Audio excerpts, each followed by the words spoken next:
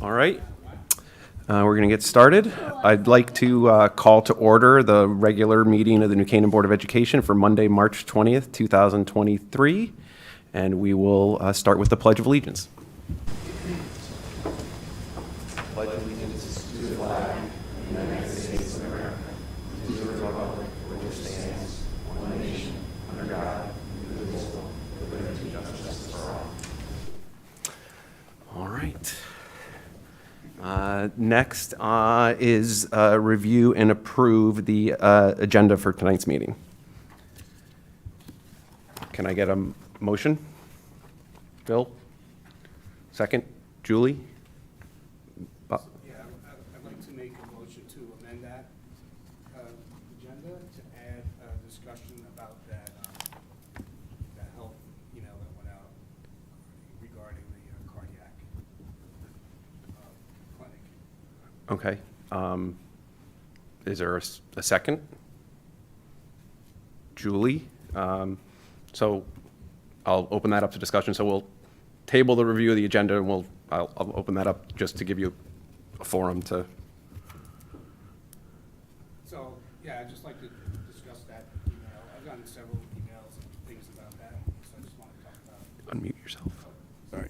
Talk about, in general, those types of emails, and just, I think it's just good for us to talk about it. Okay. So I guess if we wanted to do that, we could just do that after the budget update?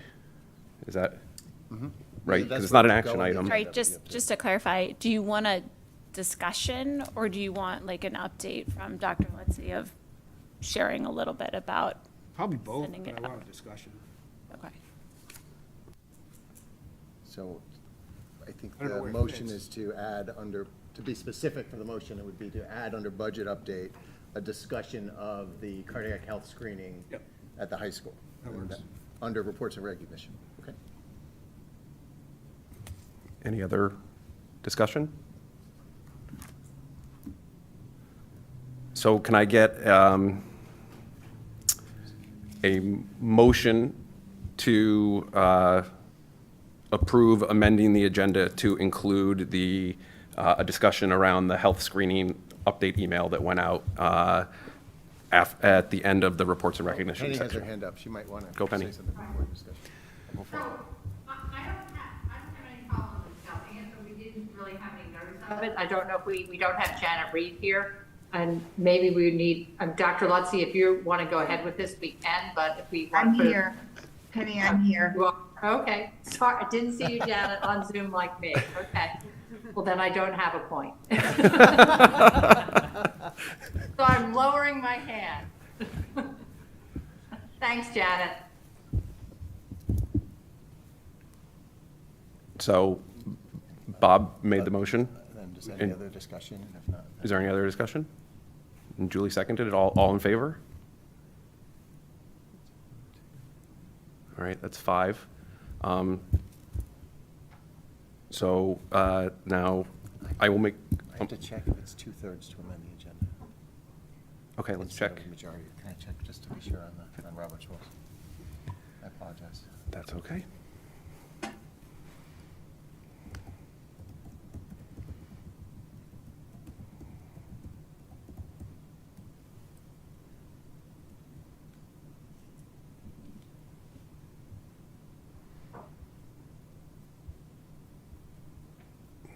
I apologize. It would be in our policies, right? I don't believe we have it specifically spelled out in the bylaws. I thought it was 2/3 if it's a special meeting versus a regular scheduled meeting. Isn't that it? I'm just not sure. I just want to make sure. I didn't bring my policy binder.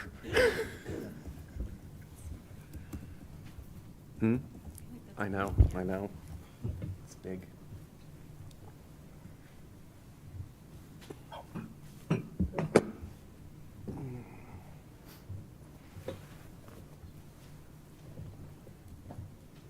Okay, let's go forward with it as a majority, and I'll check as we. Okay.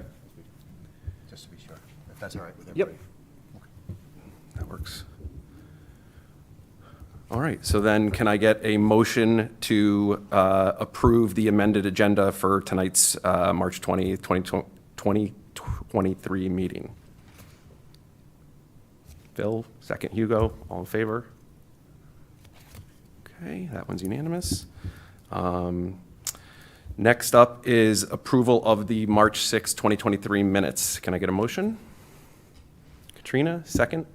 Brendan, all in favor?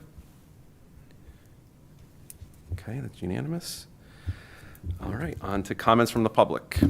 To ensure the public's right to be heard, the board has set aside time during the meeting for public comments. 2 minutes will be allotted to each speaker and a maximum of 15 minutes to each subject. Would anyone like to make a comment? And the only ask would be to state your name and street that you reside on. Okay, seeing none, we can move on to reports and recognition. And first up is the digital citizenship and health discussion. So I don't think that these three individuals need any introduction, but I'll do it anyway. We have Matt Salvestrini, our Director of Digital Learning, Mary Hanna, our K through 8 Social Studies Coordinator, and Jonathan Adams, our K through 12 Health Coordinator, as well as Dean of Students over at Sachs Middle School. And so this evening we'll be addressing 2 of the district goals.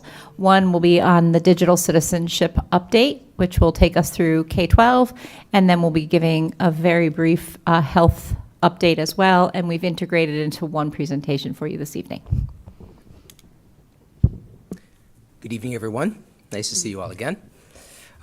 Before I get started, I'd like to thank my colleagues, Mary Hanna and Jonathan Adams, for collaborating with me on this presentation. I also wanted to take a moment to thank everybody to my right who's taken the time to show their support by showing up tonight. As I said, Mary and Jonathan and I will be providing you with an update on both digital citizenship and health instruction across the district tonight. First, though, I thought it might be helpful to provide you all with a brief review of the technology resources that we use and the safety measures that we have in place in district for our students. As we review some of the strategies used to teach students how to be safe and responsible digital citizens, it's helpful to understand what structures the district has put in place to keep students safe throughout this process.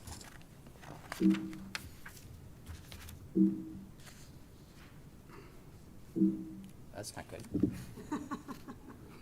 There we go. Got it. Well, I better be able to fix that, right? So I wanted to start with the devices that we use. The types of devices that we've selected in this district is done with a purpose. Very often, many districts pick one platform, one type of tool that they use for all of their students K-12, whether that be an iPad or a Chromebook or whatever. When we went through this process, we asked ourselves what type of device is most appropriate for different stages of development and for learning. In grades K2, those are iPads. As students develop as readers, writers, and their fine motor skills, we've selected the iPad because it's readily navigated through touch. It can also be centrally managed.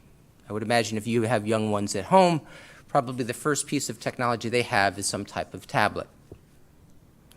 The applications that they use have been approved and curated and managed centrally from the district level. In grades K1, students use simply the iPad itself. But by grade 2, they're given a keyboard which is integrated with the iPad to build their typing proficiency as well. In grades 3 through 8, we've deployed Chromebooks. As students progress in their understanding of how to use technology and to produce with technology, we felt Chromebooks was the best tool for them. Students use district-owned and managed devices to access all of the learning applications through a secure platform called ClassLink. As students transition to high school, they move from using district-owned devices to their own personal technology. Through the BYOD program, they're able to select a device that they feel best fits with their learning preferences and goals or needs as a learner. With BYOD, students use their own devices, but they ask to access district software tools, once again, through the ClassLink Launchpad. Now, moving from hardware to software, we also carefully considered what tools they use and how they access them. Starting in K2, students access learning software on iPads through specific applications, much like students do in your own house. However, these applications are vetted, purchased, and managed at the district level through a central platform. In grades 3 through 12, they use a platform called ClassLink to curate a learning launchpad for students that contains all of the applications that the students need. Through Apple School Manager for iPads and ClassLink, we have the ability to curate and distribute software tools not just by grade level, but by team or class or even a subset of students, right down to the individual, if necessary. Similar to the thoughtful process we've taken to select our devices, we use 3 different learning management systems to create what I call learning ecosystems for our students. In grades K through 2, it's called Seesaw. In grades 3 through 8, it's Google Classroom. And at the high school, we use Schoology. Each was selected based on how it supports learning at their respective levels. Lastly, students do not have access to email until 5th grade, where they use their Gmail accounts only for in-district communication. Here is a snapshot of what a student would see if they opened their Chromebook or their laptop anywhere from 3rd through 12th grade. This is what they log into each day. For students in 3 through 8 on Chromebooks, this is their home screen when they open their device. At the high school, they easily access the Launchpad either through a link on the high school website or where they log into their account using their NCPS login. The purpose of this is to make a one-stop shop for students for all the essential learning software that they use. This platform has everything from PowerSchool to Schoology to course-specific software that's integrated into the curriculum. It has a digital ID badge that students can access on their phones if they forget their own physical badge to pay for lunch, etc. And they can also access everything, databases and the Destiny catalog. It's a cloud-based solution that students can access not just from their devices, but from any location on a smartphone or smart device. We all know that smart technology, such as iPhones and smartwatches, are everywhere, and they're designed to compete for users' attention. We've established a clear set of expectations around the use of these devices in our schools to maintain focus on learning, while also acknowledging that students utilize these tools more as they grow older and in different ways. At the elementary level, students are not permitted to bring smart devices to school at all. In the middle school, however, we know that students and families often rely on these devices for before and after school activities and communication. The expectation is that students must keep smartphones off and in their backpacks during the school day. In the high school, phones are placed in phone caddies like you see here, hanging holders during the class period. It helps students focus on the learning at hand. Another safety protocol that we use is the acceptable use policy. This policy establishes rules and guidelines for how district digital resources can be used by students. The AUP outlines acceptable and unacceptable behavior, as well as potential consequences for infractions. The purpose, of course, is to promote safe, legal, and ethical use of New Canaan Public Schools systems and digital resources. For students under 13, parents review and sign an AUP on behalf of their children as a part of the annual data verification process in the spring. This serves as an agreement for the child for the upcoming school year. For students 13 or older, they're required to sign the AUP on their own at the start of each school year. Students are provided with a digital AUP form that they review and sign in the first week of school. And to be clear, this expectation is just put upon students without instruction. Each school year, regardless of the age, from K through 12, all students are led through an acceptable use policy lesson, where acceptable use is discussed. They have an opportunity to engage in teacher-led conversations about our expectations. As you can see here, we've created student-friendly AUP documents that reflect our district policy in language that is both developmentally appropriate and emphasizes the positive steps that students can take to meet our expectations. At the elementary and middle school levels, these conversations occur at the very beginning of the year in what we call boot camp lessons. At the high school, the conversations take place either at the first day of school with freshmen or during connections. At the elementary and middle school levels, these lessons occur before students ever receive their device. Now, with that foundation, I think we can move on to talk about digital citizenship.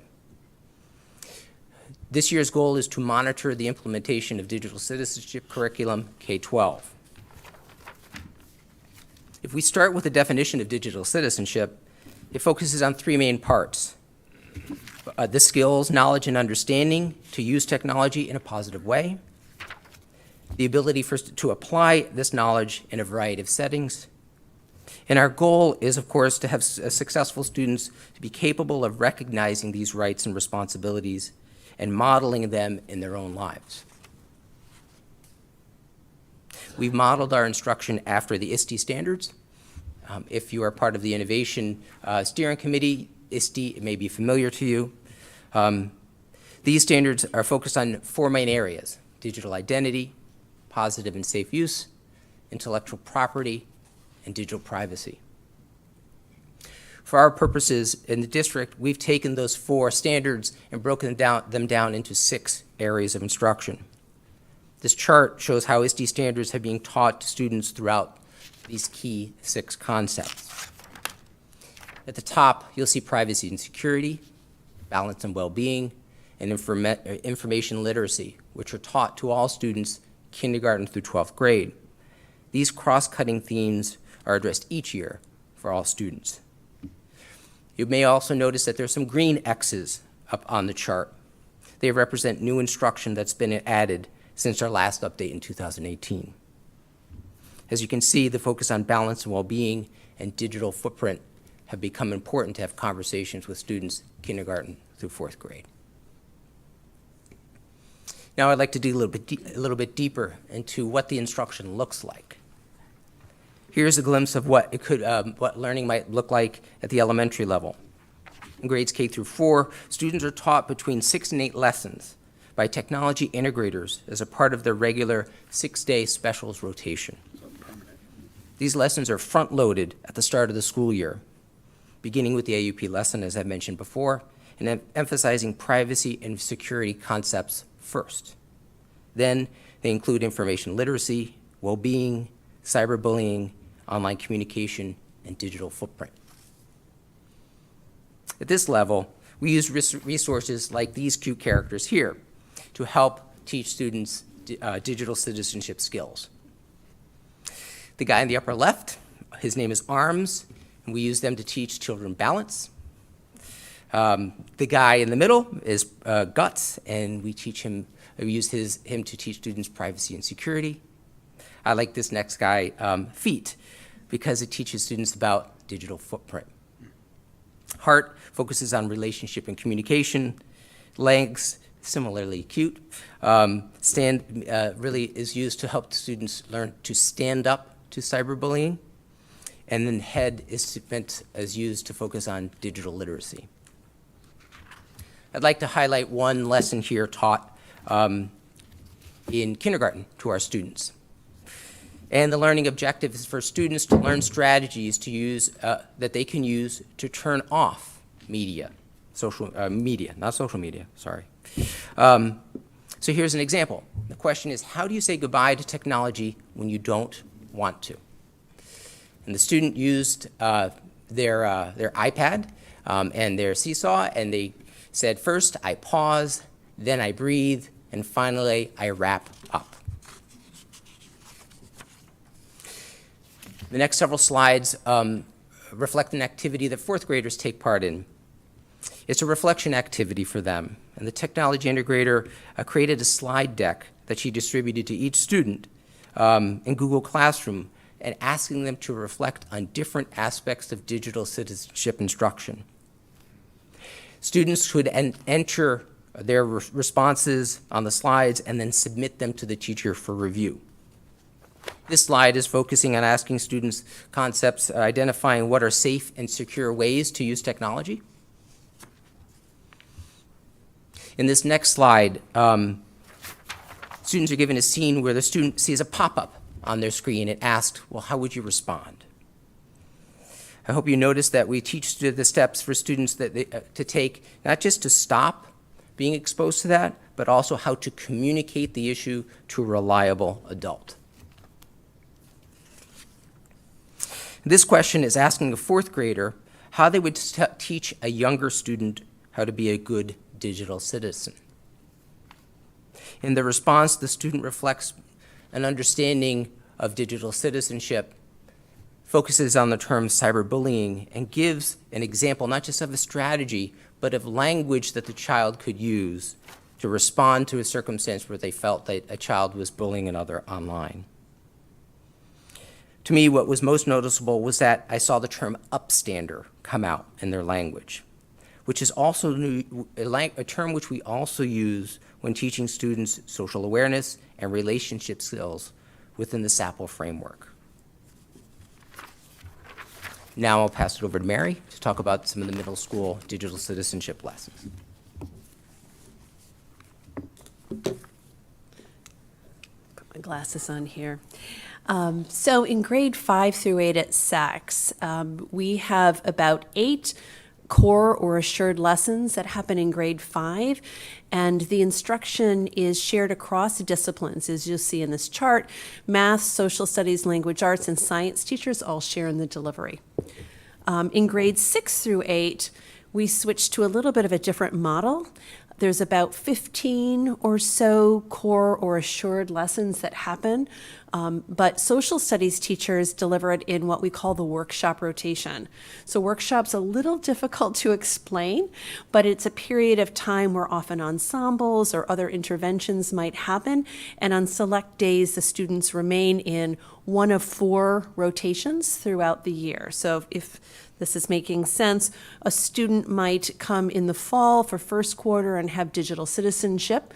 The second quarter they might go to STEM, the third math, and then the math and health, and then the fourth language arts. So that rotates around, each student taking 1 quarter of the class. And so in 6 through 8, there's 15 core assured lessons, and there's also a few extra lessons for performance assessment and also just topical discussions in things that are of interest in the digital world. The last line there just discusses our responsive instruction, because I think this is an integral part of how we framed this 5-8, where student reflection and even student planning, lesson planning, is very important in how we implement. So we have focus groups and surveys, which I'll get to in a little bit more depth later, but those are 2 important ways that we continue to be responsive to our students' needs. We have exit survey data, which continues to show that students are changing their behavior based on what they learned or discussed in digital citizenship classes. So our youngest learners at SACS in 5th and 6th grade, let me give you a little bit of a snapshot in what they're studying. They continue in all of those strands that Mr. Salvestrini outlined on a previous slide in the privacy, security, information literacy, cyberbullying, digital footprint, or what we start to call tattoo, relationships and communication, and balance and well-being. So grade 5 picks up where grade 4 leaves off as teachers continue to help our students build skills in these very important areas. So an example of a lesson in grade 5 in the relationship and communication strand is a 5th grade lesson on digital drama. Students reflect on how we communicate digitally and how easily drama can escalate online. They identify de-escalation strategies when dealing with this kind of drama and reflect on how digital drama can affect not only oneself, but those around us. We know that not all of our students have phones, but miscommunication and drama can happen even when collaborating on a Google Doc, messaging with an iPad or a similar device, or just in real life, right, with groups of people. Devices are part of our everyday life, whatever those devices are like, and an example of a lesson in 6th grade deals with the balance and well-being strand. Students reflect on their common online and offline activities. They analyze and prioritize the activities that are most important to them and are encouraged to consider and identify ways to unplug to maintain balance between online and offline activities. Something we as adults are also probably trying to do as well, right? So our older students at SACS have a little more discussion-based along with the skill building as we look to, they get closer to that age 13 and a little bit more independence. Information literacy is one strand that is actually owned not just K-12 in digital citizenship, but you'll find it in most of our curricular standards where we're addressing information literacy. An example, especially as students are learning to be not just consumers of information, but also creators of information. So an example of information literacy in grade 7 is one in which students examine some of the privacy policies for apps and other platforms, which is always an eye-opener. We actually have them read the whole thing. What is that before you say yes? What does it really mean for your data and your privacy? In addition, students use and hone their skills in critical reading as they discuss issues in our digital world. This is just an illustration of a magazine that's sometimes used as a conversation starter. You can see some of the topics right across the top that might be intriguing. The rise of chatbots, right? Can you trust TikTok? So some of these are great ways to spur extra research and just have conversations about what's really going on in the world. An example of a lesson in the balance and well-being strand at grade 8 is one on FOMO, or the fear of missing out. It refers, as you probably know, but it refers to the feeling or perception that others are having more fun, living better lives, or experiencing better things than you may be. So students wrestle with how FOMO might influence the actions they take and how they might deal with this. And this really fits in well with our district EI and SAPL work as students first recognize any feelings that FOMO might produce and then consider what actions, if any, they might take. So as I mentioned in the first slide, being responsive to students' needs and the world around us is really critical in designing this curriculum. And I know that these are a little bit hard to read, but student feedback and instruction is relevant. We start with entrance surveys at the beginning of each quarter, and these really help teachers tailor not only discussions, but instruction to student needs. Exit surveys at the end of the quarter help us in future planning to measure takeaways. One question that I alluded to earlier that we've been asking since we started in the 2015-16 school year is whether or not something you learned about or discussed in class changed your thoughts or behaviors, and if so, how? We continue to have a majority of students indicating a specific way that they've changed behaviors because of lessons or conversations in digital citizenship. Focus groups are also an integral part of our feedback loop. I run groups at least once a year to hear from students about the course and their needs. These groups guide our lesson revisions.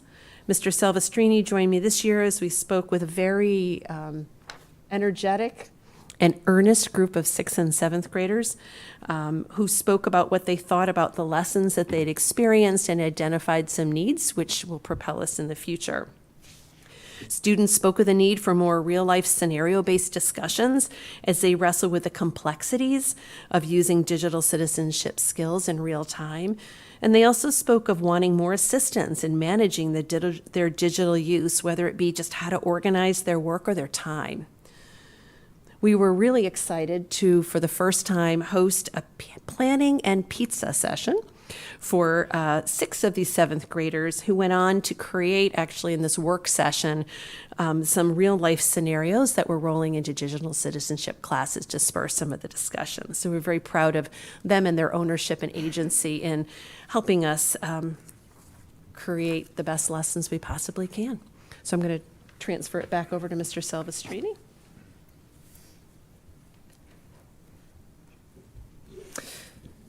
So if you think, looking at the high school, digital citizenship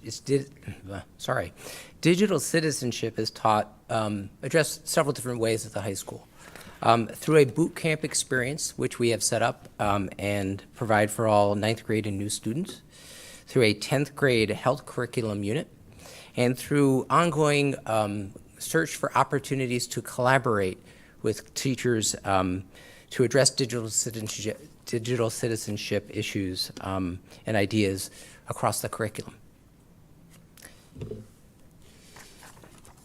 Here's an example of a ninth grade boot camp experience. First, let me offer some more details about how this experience is set up. We've created a completely online experience for all freshmen and new students through our Schoology learning management system. This experience is launched with all ninth graders on the first day of school and can be completed asynchronously throughout the beginning of the year. Student progress is guided and monitored by our high school librarians and technology integrator. This experience is divided into 3 learning modules. The first one focuses on tech for success, really trying to address for students what are some of those essential technology skills that students need to be successful at the high school, such as how do I access PowerSchool, a lockdown browser, which is a secure browser we use when students take tests through our Schoology platform in school. How do I print something that I need to hand in print form, or submitting assignments through Schoology. Module number 2 is called Asking Questions and Getting Answers, which focuses on making sure that all students have an exposure and understanding to the research process at New Canaan High School. Module 3 is called Techspectations for Digital Citizenship, as you can see here. The concepts that we address are digital tattoo, legal and ethical behavior, and cybersecurity, among others.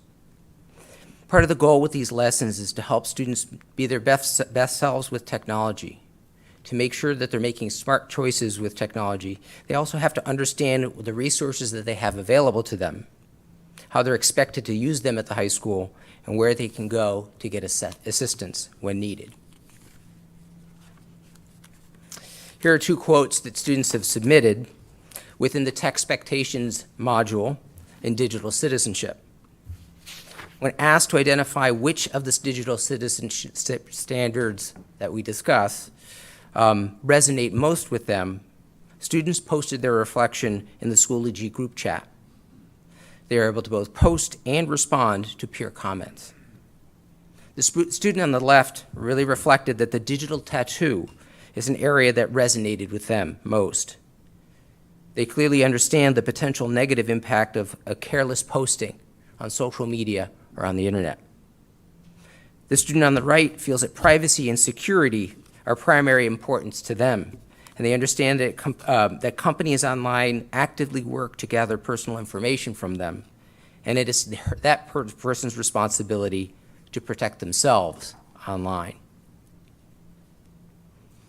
The grade 10 health unit focuses on adolescent brain and decision making. After learning how the adolescent brain develops and functions, they delve into social media and how it's designed to stimulate and engage users, how it might impact a young adult's perspective and decision-making process. Some of the questions that they grapple with are, how might social media affect your mental and emotional health? When does social media move from being normal connectivity to a problem? Can teens use social media in a way that doesn't cause unnecessary stress?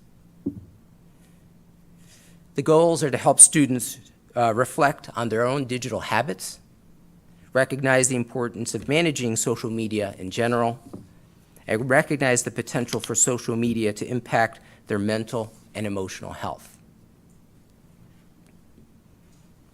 The third area of addressing digital citizenship, as I mentioned before, is through collaboration. And here are some examples. How it's taught through a collaborative and integrated approach.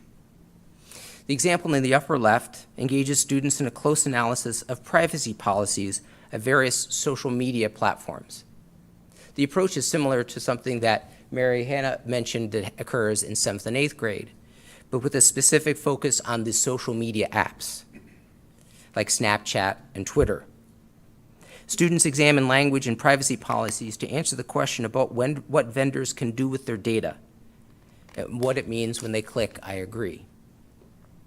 Similarly, the image in the lower center reflects a lesson on cookies and how they're used for targeted marketing purposes. We all get them popping up on our screen, and very often we click without thinking, "I agree." The image in the upper right is a lesson that is co-taught in World History II sophomore year. As students engage in the research process, this lesson focuses on information literacy. At this stage, students are just beginning research and are selecting online resources as a part of the inquiry process. Students are provided with a hypothetical online resource and have to think critically about its value at this stage in the research process for them, and what information that they feel they need to determine if this source is usable and reliable and credible. We want to teach students to be as thoughtful and critical about the resources they use when they engage in research as when they visit consumer or entertainment sites online. As we assembled these examples for you and how these standards are taught at different levels, we saw clear connections between lessons and conversations that are occurring in digital citizenship, as well as health and social, academic, and personal learning, or SAPL. If we consider for a moment the grade 4 example I shared before, where the child reflected on how they would teach a younger peer how to be a good digital citizen, the teaching and learning for these lessons also touch on interpersonal communication and social awareness and relationship skills, all standards that are taught in health and within the SAPL framework. Now, I know that's just one example. There are many more connections between those three areas, but I just wanted to highlight one in that specific lesson to share with you.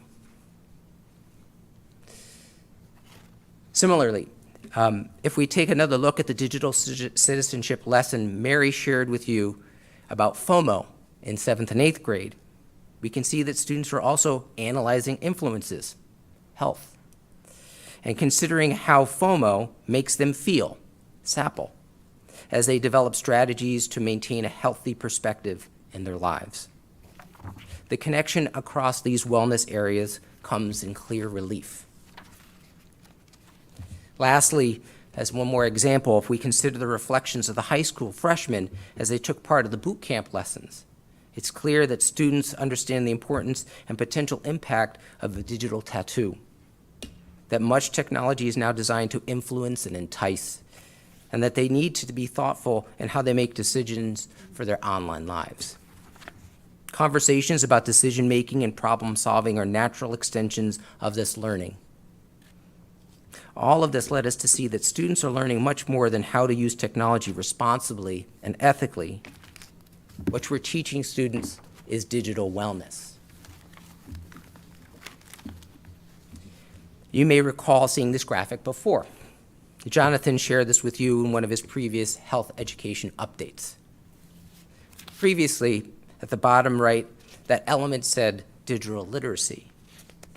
Throughout this presentation, I hope you've seen how teaching digital citizenship, K-12, has consistently connected with the key concepts in health, SAPL, and EI, while keeping the whole child in mind.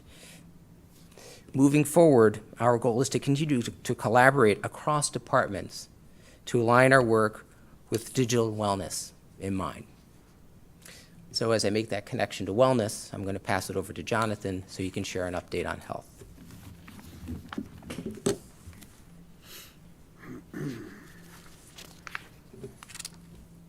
Thank you, Matt. When I heard Matt and Mary were presenting tonight, I experienced a little FOMO myself until Jill and Brian added me to the agenda, and I'm happy to be here and happy to be presenting together with both Matt and Mary. I prefer Google Slides as a platform for presentation. Matt wanted to use a tech-savvy way to present, so that's why we switched over to this here. I wouldn't be surprised if he had you all wearing VR goggles at the next presentation. Melinda just said, "Ooh, that's a nice idea too. I like that." So you may recall last year I gave a similar presentation on health education that Matt and Mary kind of provided now on a K-12 look on the student experience in health education. Tonight is an update based on some of the goals that we've established that we've been working on to achieving from that previous presentation. You'll hear a little bit around some of the work that we've done around the selective choices in health for high school seniors, focus group work that we've done with juniors and seniors and parents, share some of the feedback around that, exploring middle school program delivery models. Some of the things around that too, as you know, the scheduling has been working over at Sachs Middle School and is still in conversation of certain things, and right now, as Mary pointed out, we live in that workshop model. So until those conversations continue to evolve, that's kind of where we stand right now, still living in that. But I think the integrated approach and the embedded approach and the work and the conversations that we have together within digital citizenship, as well as health, as well as emotional intelligence, really kind of looking at that alignment there and staying within that workshop model, but continuing to explore best practices there. And then you'll hear a little bit about the ongoing community outreach work as well as the partnerships that we have with community organizations and some presentations maybe you've also attended in order to best educate all stakeholders involved on important health topics. This next slide here, some of you should recall, be refreshed on the vision of our health education curriculum. We deliver a skills-based health education program where we would like to have all students equipped with the skills necessary in order to improve their health literacy, fostering the capability to make informed decisions in order to lead a healthy lifestyle. This vision is focused around our national health education standards. We have a total of 8 standards. The first one being our knowledge, our core concepts, what you see there in green. This is what we want our students to know that promotes certain health behavior around the following ones you see there in green: personal wellness, personal safety, and alcohol, tobacco, and other drug-free lifestyle, healthy eating, physical activity, mental and emotional health, healthy relationships, and violence and disease prevention. That knowledge alone cannot just work, or else it's just really information. What we like to do is couple that with the other 7 standards that we have, which are also the skills that we want to teach, which allows that knowledge to become functional knowledge. So you see our standards there, which is what we want students to be able to do, which is really develop the ability to analyze the influences around them in order to be able to practice their interpersonal communication skills and their decision-making skills, their self-management skills, as well as the ability to advocate for themselves. When you combine the concepts and the skills together, this improves upon students' health literacy, our own health literacy as well, that produces and prepares them to be critical thinkers and problem solvers, responsible and productive citizens, and self-directed learners. So an example here that maybe you've just seen a little bit, if we take the concept around digital wellness, that picture there is a collaborative meeting that we had with Matt's department as well as myself on ways that we can integrate some of the digital citizenship work within the health education area as well. So we can look at that concept as digital wellness, but we also can look at the skills that we're teaching our students and be able to easily integrate that work and the skills within those units. So around decision making or their ability to analyze the influences and the way that they're living in that digital world. Some of the essential questions that we're thinking about, that we're working towards when we think about including more digital wellness within the health education curriculum is, how can I use technology in a healthy and safe way? What are some ways to balance screen time and other activities? How does technology affect my physical, social, and mental health? Some of the things that they're already touching upon, but these are ways that we can also reinforce those skills and reinforce those concepts within our area, allowing that experience to really be aligned throughout the full school year. The focus group feedback, some of the things that we've done, we've engaged juniors and seniors in some conversations. What we really wanted to get at was, what their experience was like K through 12, if they could really try and think back and reflect back on their experience. Some of the things that they have said and shared, as some of the points are up here. Health class has increased my understanding of general health and wellness because it's given me the skills and knowledge to handle different situations that may come about. Health classes over the years have impacted my understanding of health and wellness by helping me to become more knowledgeable about aspects of high school life, such as substances and emotion regulation. I know you like that, Susan. That's a good one. Health education has definitely helped me make decisions about a variety of different things, whether it is smart decision making or keeping my stress levels down or generally keeping myself healthy. I'm constantly reminding myself to be self-aware and make good decisions and also help others do the same. And then we wanted to ask them too, question in terms of how do you think health education classes could be improved to better serve students like you? And really allowing that student voice to come through. And one student shared, I think that freshman year, health could be used more to teach kids about how to structure their time, encourage kids to get involved in different school activities, and help make a plan that will eventually set them up well for high school. And this really allowed us to have a reflective conversation because we developed a unit recently, Wellness Beyond High School, in 11th grade for juniors, to think about their future self, envision what their life would be like, and applying those skills outside of high school.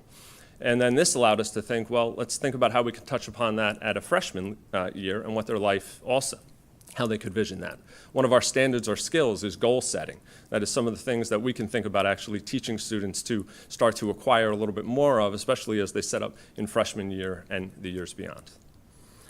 You see the picture in the middle there, that's the parent presentation that we do every year for parents in K through 5. We give them a full overview of all the lessons and teachings that we have at a K through 5 level. And at the end of this last one, we gave them a QR code which engaged them in a survey or feedback as well that allowed them to answer some questions about the skills and concepts that they feel are important by certain grade levels. They thought they were all important, right, by those grade levels as well. But one parent shared too, which I think is important. These concepts cover a large area, and I feel that these topics cover all the necessary subject areas and skills that need to be taught. So we have a positive response from the parents that are attending these presentations each year, and the feedback that we're getting is good. Some of the things that this relates to in terms of the elective system, right? At the high school level, students have a graduation requirement of 1 credit. And in order for us to achieve the Board of Ed goal of a K through 12 health program, we divided those credits up into 0.25 for each year. So they experience a 9th, 10th, and 11th, and 12th grade health experience. At 12th grade, they engage in an independent study, the seniors do, where they are able to have some voice and choice in terms of a wellness topic that they feel is meaningful and important to them. They apply a lot of the accessing valid, reliable information that they've learned within digital citizenship too over the years in order to engage in some of that work. And then they create a presentation to present to their peers about some of the overall statistics and programs and supports that are available to them based on that wellness topic.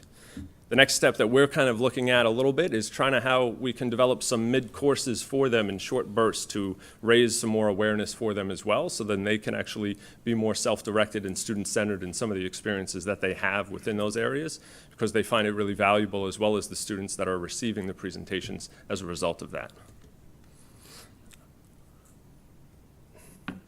Moving on, the community partners. Up here you can see all the community partners that really, I would say, make New Canaan really special. This is work that we've been doing over the years. Dr. Bliss, Susan, and myself attend certain meetings with the New Canaan Community Foundation as well, just to kind of make sure that the school is being represented at some of these meetings. You may have been in attendance at the recent vaping presentation that was done, and New Canaan Cares is always another partner that we have that helps to just complement some of the work that we do, and we're constantly in conversations in ways that we can help to complement each other's work, as well as the work that we do in schools too. Matt's going to finish up. Thanks, Jonathan.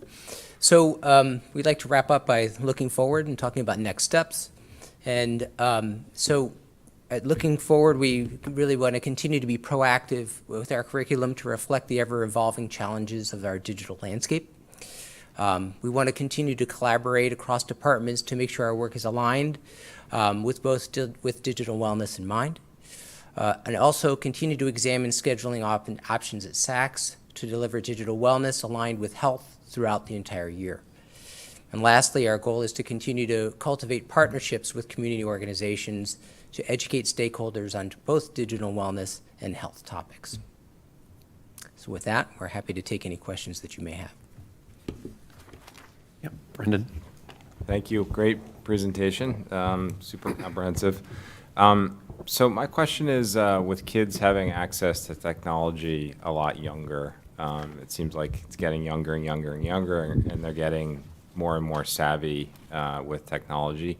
Do we feel like we're essentially correcting issues, or are we proactive at sort of each age level? Are we, kind of keeping up with where the kids are in terms of their access to technology and their knowledge of, what to do online?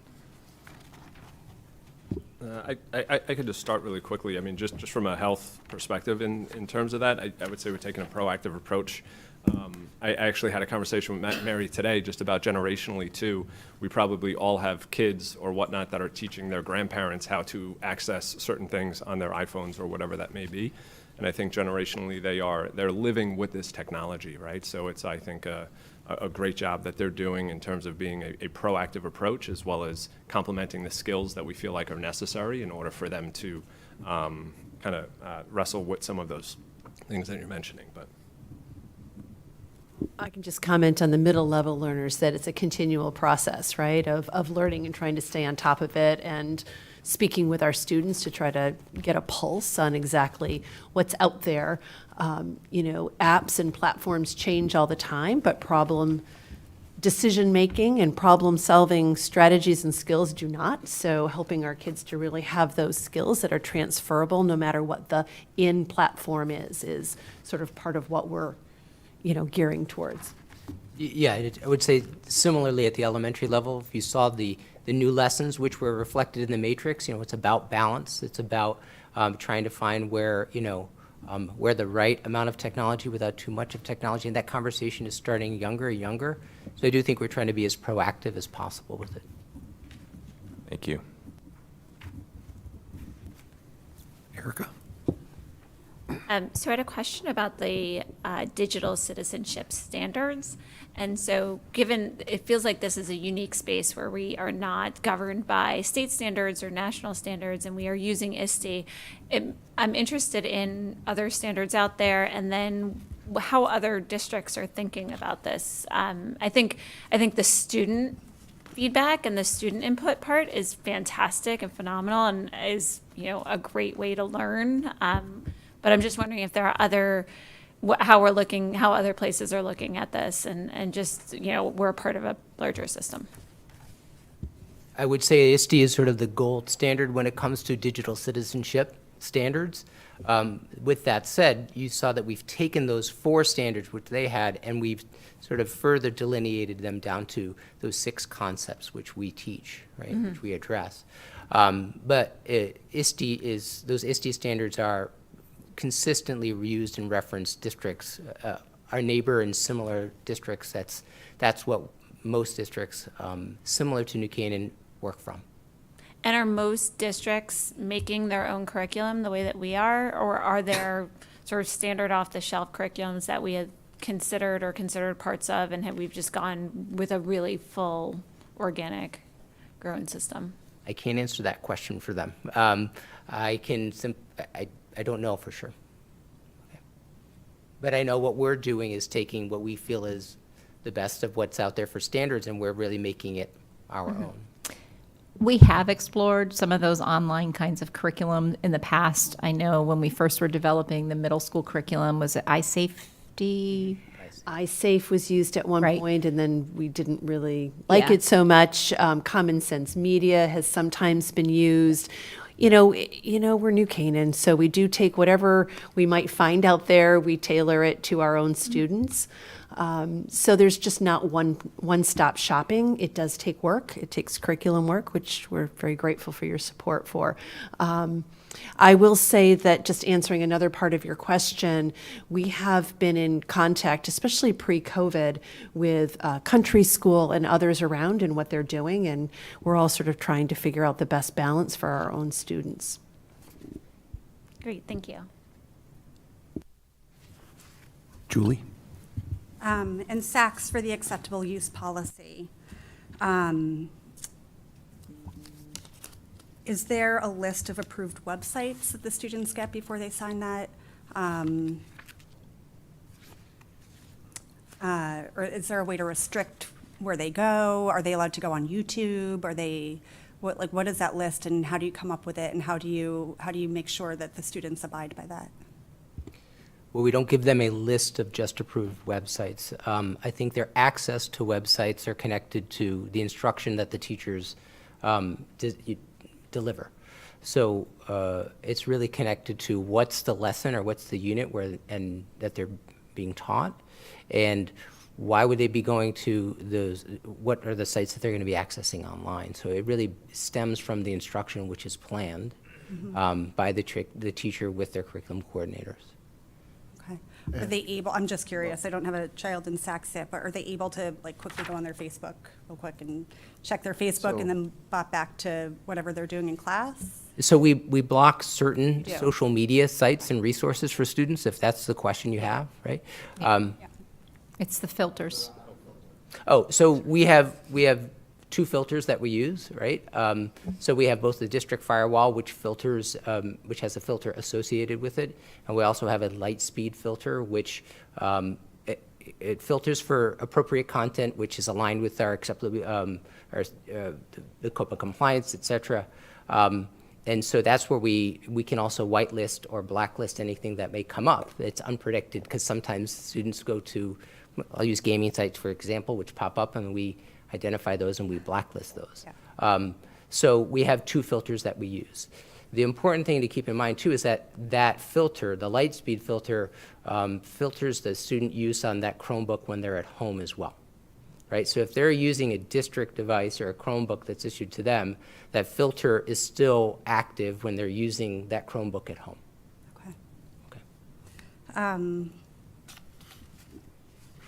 It also says under acceptable use policy that students will not change any settings on school devices. How do you track that, and what happens if a student does change the settings? Well, the Chromebooks are pretty locked down, so their ability to change something on part of the reason we use a Chromebook is we can manage it very, very well. We can restrict their access. And if they do something where they get into a setting or they change a setting, very often our DTS team is notified by it, or they're aware of it. When that happens, then it's a conversation about, so how do we address it? How do we keep the student safe? How do we then respond where we're helping that student learn about their behavior, right? We want to help correct the behavior so they learn not to do it again, right? While also understanding that it's a privilege to use the technology and you need to use it appropriately. Okay. And last question. When email kicks in 5th grade, is communication limited to teachers, or are students communicating with students as well? So first of all, they receive lessons about email during their boot camp at the very beginning of 5th grade, okay? How to use it, how to email respectfully and appropriately to teachers. It is, our walled garden, so to speak, is NCPS. So they can email each other, okay, within New Canaan Public Schools, and they can also email teachers as well, right?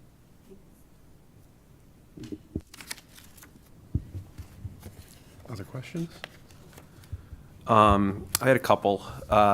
So a little following on Julie's point, like how is the filtering done at the high school level related to the kind of bring your own devices, where we have obviously less institutional control over it? We have the filter on our network. They access our network. And if they're going to sites which are blocked by our filters, then they receive a notification that they can't go there. Okay. Is there a situation where they're not, potentially not on our system, like they would be like using like a hotspot or something like that. That's a possibility. It's always a possibility, okay? I think when students look to do work, the reliability of a hotspot is much lower than if you're using the network. So if you're trying to produce or do schoolwork, we find that students are likely on the network. Okay. And then I'm curious, especially at like a high school level, have there been any kind of either problem devices or problem apps that like have sprung up over time that have, that you've had to kind of pull back on or kind of react to? I think gaming is probably the thing that pops up the most, okay? And programmers for games are very, very savvy, right? So they they know how to create a moving target. So very often we'll find out, oh, there's a such and such game that's come up, and we notify our network team and we block it. And then we keep our ears out and we look over students' shoulders when they're in their study hall, their free time, and see what's going on. What is it you're on? And we know what students are doing, right? You can see if a student, we were planning, and you can see in the library at Saks, and you can see the students at the table over who are three students who are on devices, what they're doing. So if there's an issue, teachers get up and they ask questions. Okay. And we have a really good staff who often they'll relay that over to our DTS team, and it is a moving target. Okay. I think we find gaming is probably the issue that comes up the most. Okay. And then I'm just kind of curious and around some of like the digital citizenship stuff too, is like how do we as a district, how have we dealt with maybe some of like the viral trends that like, the on TikTok or like bleach pods or things like that? Like how do we get ahead of some of those kind of trends and then communicate it out to students, like the real safety concerns? I could just speak to that really just from a health perspective too. I mean, some of those things that we look at obviously are going to encourage really risky and unsafe and unhealthy behaviors, right? And I think sharing some of those examples is a real and authentic experience for kids and understanding and raising their level of self-awareness, but also keeping those skills in the forefront so that they can actually practice and understand as they analyze the influences around them. So for example, if they were to see something like that or hear about that, they already have the forefront of the skill of analyzing influences that we would hope that they know that that's a negative influence on their life or on their health. So these are certain teachable moments, I would say, and opportunities for us to just reinforce the messaging that we're already providing students. Katrina? I have a question along the same lines. Just wondering how the guidance counselors who are here, and teachers as well, who are hearing situations that our students are in, or ways they've been hurt, or ways that they've been affected by social media, cyberbullying, what have you, messaging. And I'm just curious if there's a loop for them to inform the evolution of the curriculum in terms of, real life examples and scenarios that could really help our students sort of think forward. I can answer at Saks that we have co-created some lessons specifically with the counselors, pushing in and co-teaching with teachers in 7th and 8th grade, especially around well-being. Not only helps to make that message sort of spread out among multiple adults knowing what's going on, but also helps the counselors get to know the students a little bit better. So that's been invaluable. We wish we could do more of them. There's just sort of the time constraint, but co-creating that in summer curriculum work or when we can find time has been really helpful to get ahead of some of that partnering. Susan, why don't you come up to the mic as well? Because I know that you've done a lot of work on this when it comes to working with our guidance counselors. A little FOMA. I was feeling it. I just wanted to say, this is something we talk about a lot, and just this week, I sent out a Google form to all the counselors with a number of questions, including what sites are you hearing about that students are accessing, what are your greatest concerns, what are some ways you think we can respond. So we're talking about it in all of our meetings, but that was also in preparation for trying to develop a parent presentation. So the counselors will be very involved with that. So it's an ongoing conversation that we have, and as Mary said, we've worked together a lot to get that counselor input, so they're co-teaching many of those social media lessons to the kids, so, yeah.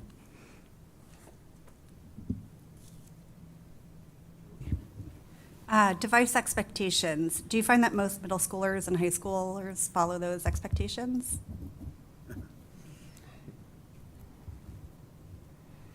Are you, what are you referring to specifically? The care of the devices? No, or? no. Middle school, keeping them powered off in their backpacks and lockers during the day. I wish. And I think, like anything, it's a habit. I think we try to teach students good habits. I'm guilty of shutting my laptop without powering it down, as I'm sure some of us in this room would admit as well. We try to teach them good habits. When they come into school and the device has no power, you learn a lesson that way. I think that's my best answer for you on that. I mean, sorry, I mean like during the day. They're supposed to have it powered off in their bag. Are you talking? Oh, I you're- think she's I'm talking sorry. about cell phones. Yeah. I'm so Yeah, sorry. yeah, I thought you sorry. were talking about their laptops, but you're talking about the cell phones. Okay. Yeah. I will say that I will witness stacks of cell phones on administrators' desks. So they do get confiscated. So if the kids are walking in the hallway and they've got their cell phone out and the administrator and/or teacher see it, they do actually confiscate it, and they ask the kid to just power it down. They take it, and they can have it back at the end of the day. They're not, keeping it, but it's part of the rule. And so there are often stacks, and you see the kids come at the end of the day to get their cell phone back. And we have teachers who have confiscated them as well, and they put them in their desk. And kids know that that's just part of the rules at SACS. So can you control everything? You can't, but we do our best to do so. Just to piggyback on that as well, too, just being the dean of students as well, they're on my desk sometimes also, but one of the things, too, I'd say that the teachers do at all the levels, too, is review and reinforce expectations with kids. They do this on an ongoing basis. That is a part of it, and maintaining that powered off in a locker. There's usually reminders that definitely have to be on. There's a distractibility component to this, as Matt said. They develop habits with it, but I think the consistent reminders and the messaging around the expectations really does help, and really see it less and less as time goes on. So. Well, and then just as the progression, I know the high school started a number of years ago with those organizers on the back of the doors. And the expectations are school-wide that when you enter the classroom, that's where you put your phone. It's different, of course, than in the middle school where out of sight, you don't want to see them there at all. But in the high school, it's a gradual release kind of thing. But we're working to teach them when you're in class, you're there to be in class, right? Not to be on your phone. So kids will pick them up as they're going out to the bathroom and things like that, I'm sure, as they do what they do. But it is school-wide. It has to be an expectation like that for it to stick. And that's what they've been working on. I also want to emphasize that we do have screens down. So I don't want people to get the picture that there are screens up all the time on students' desks. So teachers are pretty clear about expectations and when screens can be up and they can be working on their computers, and when screens need to be down and they're paying attention to the lesson that's going on or the smart board. In the elementary schools, it's often that the device isn't even with them. So in the K2, they keep the devices and chargers in their classrooms.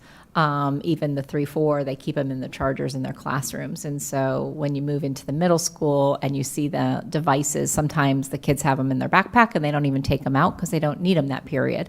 Other times they have them out, they might have them open, then teachers say screen down, all the screens are down, they're working collaboratively. So it is a process that's followed, and that goes all the way up through high school.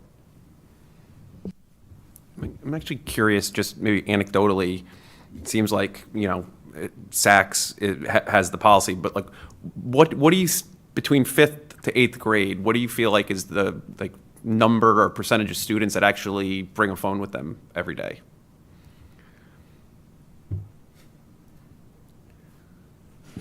I don't have an exact number. However, what I will say is that what I have noticed is 5th and 6th grade is kind of the age where you see students getting their first phone, right? So that is kind of the age in terms that, I'm seeing it happen. They are, so I would say there's a handful are, but there's also a handful that students that don't have them yet as well. That's personal choice and preference or whatnot, but I am seeing, obviously it's happening at a younger age. I have a 5th grade daughter myself, so living in that world as a parent too, but it is definitely something around that age. Used to be like high school used to get it. I remember carrying a beeper and then didn't even know what. So, I think, generationally things have changed. And really, I feel like we need to teach them how to navigate with these tools and how it can enhance and enrich their lives. So that's just a part of it. Okay.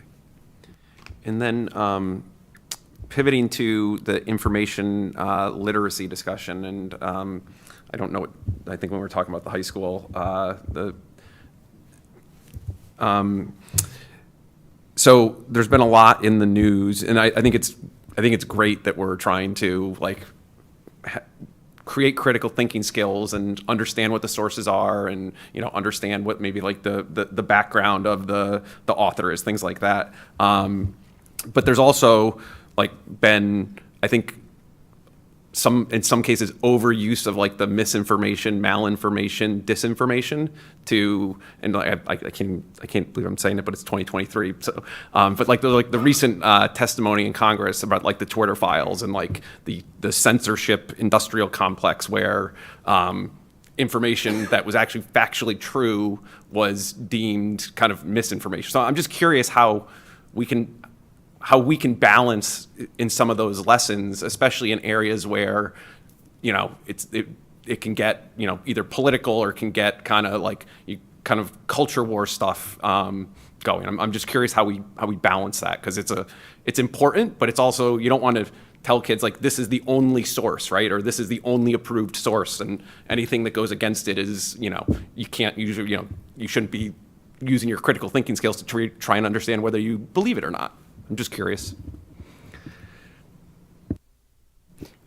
I think the main focus is really, is it credible and is it reliable, right? So they're really trying to focus on helping students be critical consumers of what's out there, without telling them whether what they're seeing is necessarily right or wrong, right? So how do I know that the person that's posting this is credible and reliable? So that's the conversations we start with that. We focus on that.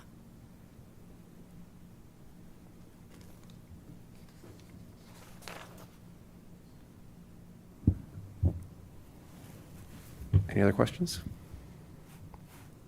Okay. Thank you very much.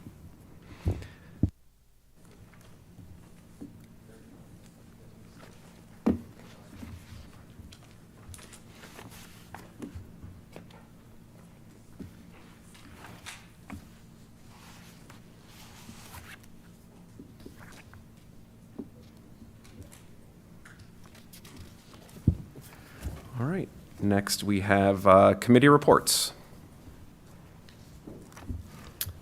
So, Julie, you want to start? Sure. I'll start with an update on the Communications Committee. Michelle Snyder, who was hired in August, is our webmaster and social media specialist. She's a bachelor's degree in communications and has a wealth of knowledge in media, marketing from a bunch of different companies. And what she's accomplished in her 6 months here is pretty amazing.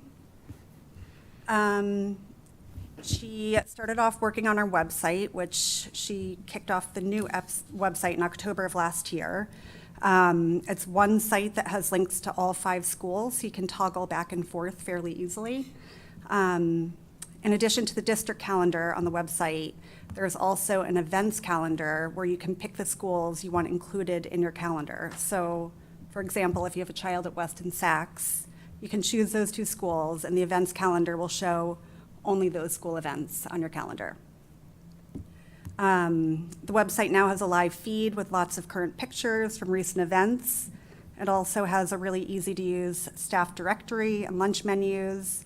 Michelle's really taken the time to make it the best it can be. Everything is just a click away, whether it's registration, transportation, health forms. It's great. And then she's really kicked up our social media. We now have an app.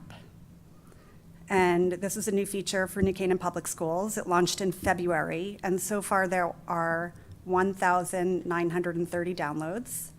The app has a feed which features recent content. Most recently on a feed is a link to the kindergarten registration, information on the color drop this weekend. I personally like the app because I can see what's going on in the other schools, whether it's the other elementary schools or Saxon High School, which I normally wouldn't see. For example, it recently highlighted some SAC students who competed in the math counts competition at Fairfield University, 4 of which advanced to the state competition. And it was a neat discussion for me to have at the dinner table with my kids who go to West. They're really into the Mighty Math program, and they're always asking if they're going to have that in Saks, which they don't. They don't give out little bouncy balls in Saks for Mighty Math, but I told them, there is this cool thing that they can do when they get to Saks. So it was pretty neat. Instagram, we currently have about 1,200 followers, which is about 20% growth since our Insta launched. If you don't already follow it, please do, at New Canaan PS. Michelle does a fantastic job keeping up our Insta fresh and engaging. It highlights a variety of topics, such as our niche ratings, which are number 2 in Connecticut. Recently highlighted was our Connecticut debate tournament results, where 2 of our students placed first, and fun pictures and videos of school events, like the South Readathon, Sports Spirit Day at Saks, and International Day at the high school. So parents can really get a glimpse of their children's day. Michelle's always looking to share what's happening across our school, so feel free to tag at New Canaan PS in your posts and stories. Twitter handle is at NCHS_CT. We have almost 1,100 followers, 80 new since Michelle started. And coming up, we are looking forward to getting some start time feedback now that we're almost a year into the new start times. We're going to use a program called Thought Exchange as a way to get meaningful feedback from different stakeholders. Thanks. Great, thank you. Any questions? No? All right. Penny, do you want to tackle governance committee? Sure. I'm pleased to tell you we have no followers, but we've been targeted. We tackled some health policies first, and we have those are on the agenda a little bit later for approval tonight. Brian can talk about where we're going to go. We're going to go to some tech policies, and we're expecting a busy year. So short but sweet, but we're hard at work. All right. Brendan. Sure. So on the Resources Committee, we generally review everything before it comes to the board of a financial nature. So during budget season, go through a bunch of things with respect to the budget. We've interfaced with other town bodies in that committee and dealt with certain issues like the budget overall, but also the Internal Services Fund. And then on a regular basis, we review the statement of accounts before it comes to the board. I think that's about it recently. Oh, and 220 Elm, we've dealt with some 220 Elm questions and issues and debates before it's come to the board. Great. All right. Thank you to all the committee chairs for the updates. Obviously, a lot of additional work and time goes on, so we appreciate everyone's efforts on the committee work. So thank you. And next is a budget update, Dr. Lutzy. Yep, I think I will be similarly brief, and the Cabinet's welcome to jump in, share any information. I think the board is pretty well aware, we've moved through the Board of Finance at this point, and the Board of Finance did approve the Board of Ed's budget as it was presented, and after some discussion about some adjustments, as we've discussed, with the bringing down a little bit the anticipated cost of the individual stop-loss fees and making some adjustments within the budget itself. So now we are with the town council. We began last week on Tuesday with the town council.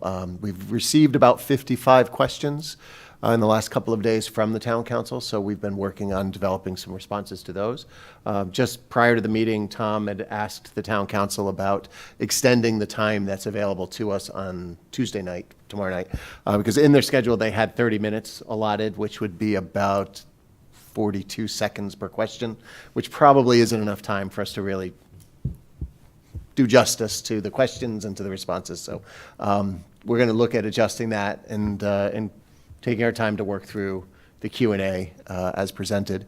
The questions are far-ranging, and we'll share them with the Board of Ed prior to the town council meeting once we get our responses together and able to get those to you. Beyond that, I mean, we were pleased, with the final decision with the Board of Finance about fully funding the Internal Services Fund, the anticipated claims, and the 40% of the 20%, which is 8%, which is the corridor. And we've used enough of that language. I think we all understand what we're talking about. If not, see me after. And but we're pleased with that, and we're looking forward to the conversation with Ann and with the Board of Finance going forward, because as you know, the Board of Finance has asked Ann, the town CFO, to develop some possible approaches for the town to use on their holdings in the reserve there. So we've reached out to Ann. I know that we're going to continue that conversation, and hopefully that's a collaborative process with her, so that when a proposal is brought forward, it's something that we've been a part of and we feel good about, so we can move forward. So, but right now it's focused on the town council, and we'll be there the next couple of weeks. The final vote, as I think you're aware, is the first week in April. So in between there, we'll have tomorrow night's session, we'll have a public hearing, we'll have another discussion, and then we get into that final vote. So the last leg, as it were, and we're doing all right. I think Bob had a question. Sure. On the ISF fund, so you said they funded it, so the discussion will be for next year, or what's the? So there are multiple pieces to it, right? So, and again, it's all one appropriation. So had they reduced our budget by X amount, the board would have had to decide if it comes from one place or the other. But what the town held out on doing was voting to approve their funding of the 60% of the trash site, right? But so where our reserve right now, if everything were just to stop today and just go through, we would have that our 8% and the and the IBNR, right? And the town wants to hear from Ann about other possibilities. What I'm anticipating is they might want to look to identify what a trigger might be for them, that they then would allocate the money that they need to hold on their side to make us whole, but not do it up front, so that it doesn't have to be baked into their budget process in the beginning, but they would allocate out of the general fund if necessary, if our performance is below what we expect by a certain amount. Right. But That's what I anticipate. And it but- doesn't, but as it stands right now, it just doesn't affect our side of the equation. That's right. So where it would affect the Board of Ed would be if we have a significantly bad year that's more than 8% above what our expected claims are. Okay. And that would be pretty far down the line in the plan year as well. It's not to say it's not important to be fully covered and reserved. So I think that right now they held off on that, knowing that they believe as a Board of Finance they can make this decision right up till June 1st. So they're looking to get recommendations from Ann prior to that to figure that out. Right. Brendan? I think it could impact the policy that we have with the town, right? If they don't keep it in that separate fund, then we're gonna have to change the So we're policy. changing the trigger, because- basically. Or the, Yeah, we'd have to figure that out. We don't know if that's what they're gonna do yet. Right, right, But right. if that's what they do, then we're gonna have to change the policy. Okay. Yeah. So I just had one question on the budget, and it came from, I think, one of the questions from town council. But do we have, and maybe I might miss it, but are we posting the updated budget reflective of what we kind of agreed to with the Board of Finance? Or, 'cause I think I only saw the Board of Ed approved one, which was the higher number. Right. So we don't publish an updated budget because it's not updated until the Board of Ed reviews where any reductions come from. Got it. So we couldn't reflect those reductions in any kind of a line in the budget. We do, and if we haven't yet, we'll put it up or put a note about the overall reduction So Okay. just but there, we don't, And I guess the presentation that you provided to town council has that information, and that's up there. there's a couple of additional slides that speak to it. Okay. The budget presentation they Yep. get, though, is the Board of Ed approved budget. Got it. Right, because again, we don't know exactly what that budget's going to look like until the whole board reviews. Okay, that makes sense. I just want to make sure for people that wanted it, there was a reference for, that Yep. they could track it, so that's fine. Sure, we'll make sure that's front and center on the Yep. budget website.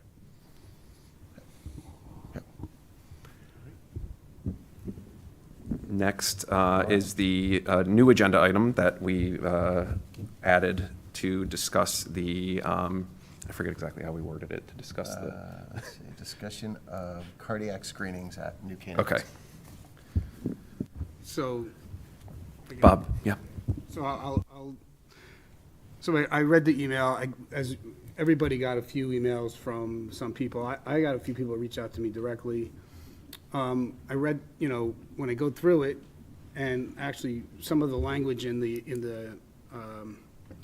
it's kind of funny because we were talking about it today, like the T's and C's of the, the terms and conditions of the screening.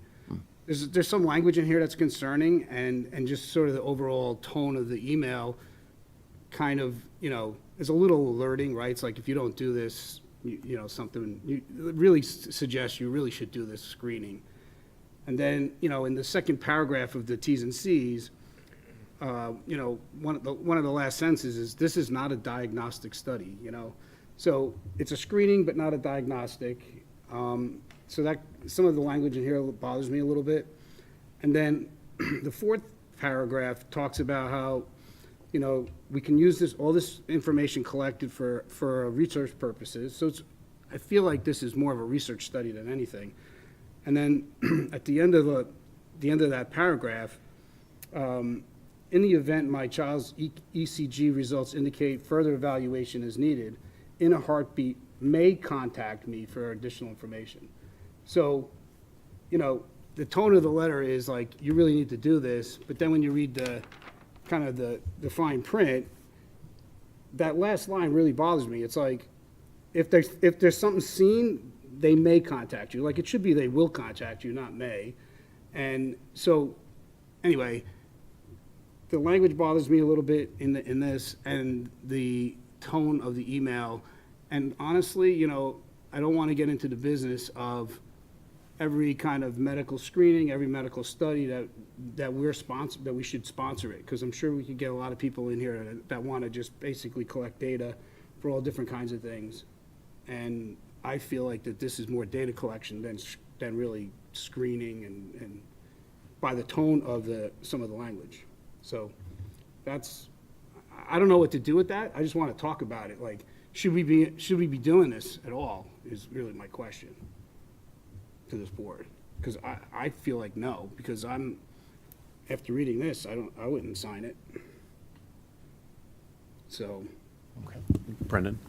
Yeah, I mean, I don't know, the way I read this was that it's something that's available to parents and kids that, they can choose to do or not. And I think it's also, most people probably inherently know this, but, this isn't going to get, going to their primary care physician or going to a cardiologist or something like that. It's a screening, which is, done for other types of things too. So I sort of viewed it as just like, New Canaan does for our residents, something that we could offer for families that they could choose to do or not. Right. Yeah. I don't know.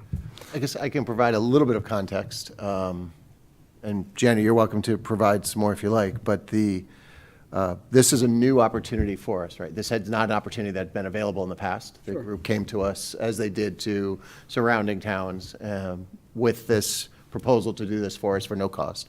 And I know some of our surrounding towns are doing the same, right? They picked up on it. They thought it was a good idea as well.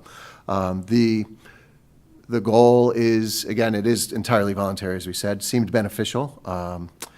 The sudden cardiac arrest is the leading cause of death amongst high school age students in sports, actually. There's over 2,000 kids a year that die in high school across the country. 7,000. Brian, 7,000. 7,000? Okay. And those numbers go back pretty far. So it is it's something that is a part when you sign up to play sports or whatever, too. You need to have a physical. It needs to be a part of this. So it seemed like a beneficial thing. We've been very aware of AEDs everywhere lately. We've got, I think, 17, and we're getting a few more, and certainly cardiac health has been a big piece. So it really was an opportunity that came to us. I know that when the opportunity came, Janet did vet the organization itself, and felt pretty good about what they were doing. The terms that you read off there, that's straight from them, right? That's not ours, Sure. of course. And that's, I think, the voluntary piece of it. But I know that Janet did contact her peers and did her research, talked with Dr. Pierce and with the health department, and I was aware of it as well from the beginning. It seemed like one of those things is a voluntary thing to do, that a good idea to give it for anybody who might be concerned, right? I know there are families with histories of cardiac issues, and this could just be another option for them. So we figured, as a voluntary thing, no cost, it would be a service for families, and that really is sort of the beginning and end of it, as far as why, to try to help people. But if there's other issues to discuss, happy to do it. No, I mean, but the email didn't sound very, well, it doesn't sound super voluntary. It's like, it's routine cardiac screenings are the cornerstone in preventing sudden cardiac arrest in school-age children. I've never heard of like any pediatrician doing a routine cardiac EKG, even when you're 40, 50, but not as pediatric. Like, you just don't, does anybody here have their kids get EKG? You know what I mean? It sounds, well, I have 4 kids, none of them got an EKG at under 20, even ever yet. So anyway, I'm just saying that the tone of the email could have been a little bit more voluntary. And I do have concern with, sort of their T's and C's of the screening. I mean, it just seems like if you're not going to contact them, then I think they told me in their procedure they would contact everyone. I haven't looked at it as closely as you have, Bob. Did I hear you say, though, that maybe they may contact you as a follow-up? It seemed like, was that like in a research purpose, like we may contact you For further later on for further information if you are identified during the screen as having something? If it indicates that further evaluation is needed, In a Heartbeat may contact me for additional information. I don't know. I'm just saying, it sounds, Well, I was contacted by, someone asked why we didn't do this before. One thing is the organization was founded in 2015. I just heard of them, contacting, it was probably in Heart Month in February. And I thought about it. And as a school nurse for 20 years, this is something that's always been in the back of my mind, sudden cardiac arrest for one of the students. And it's never been offered to us. The person from In a Heartbeat that reached out to me, his 16-year-old son in Wilton dropped dead in his driveway in 2020. Then he became involved with In a Heartbeat. They were so compelling with this story that I wanted to research their organization a little more. I do think they do research, but this is not to get research per se. This is to try and prevent other families from going through what they went through. The founder himself had sudden cardiac arrest, but he was a basketball player. Unfortunately, he was on a court with an athletic trainer and a coach, and he was saved. Yep. So this is their mission. And I just felt if we have, it's free. So then I thought it was a good idea. I checked with Dr. Pierce, checked with the health department, and then I called Michael Snyder, who's a very reputable pediatric cardiologist in Darien, to see what he thought. And turns out one of his partners, Allison Levy, is the woman who reads the cardiac EKGs. And they said, it just seemed like a no-brainer. And I thought, if we can save one child, one life, how could I not try to do this? And if someone doesn't want to do it, don't do it. It's free and optional. And I did not mean to alarm people or make people feel like we think you should do it. I do think we should, but it's not up to me. Check with your pediatrician, think it over, Right. And you have an option to sign up or not. Katrina? Yeah, I would just say from my perspective as a board member, I think we do promote cardiac health in our curriculum, in our high school curriculum. I mean, kids, and I think I looked up the program of study. So in the junior year, they're learning about cardiac health. They're learning American Red Cross CPR, about the AEDs that we have installed. So it's been I think, an increasing area of focus for us as a school district. So to me, it's appropriate from that perspective. It aligns with our teaching and what we're teaching our kids. And then I compare it a little bit to like the urgent care assessment where we're thinking about mental health, and that's an important area of health for us as well. So this is an opportunity for us to refer kids out to a program that's completely optional to receive additional care or screening from a mental health perspective. So I think from that perspective, it aligns nicely with our focus on health and well-being of our students. And I don't see it as more than that. So, you know, I read the email as being optional, and, you know, I thought it was a nice opportunity for my own children.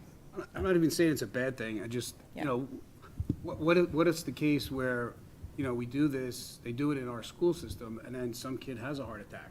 What about the flip side of that? Then what? Like, are we taking on any potential liability or risk? Yeah. Because, you know, we missed something? I don't know. You know, these are the things.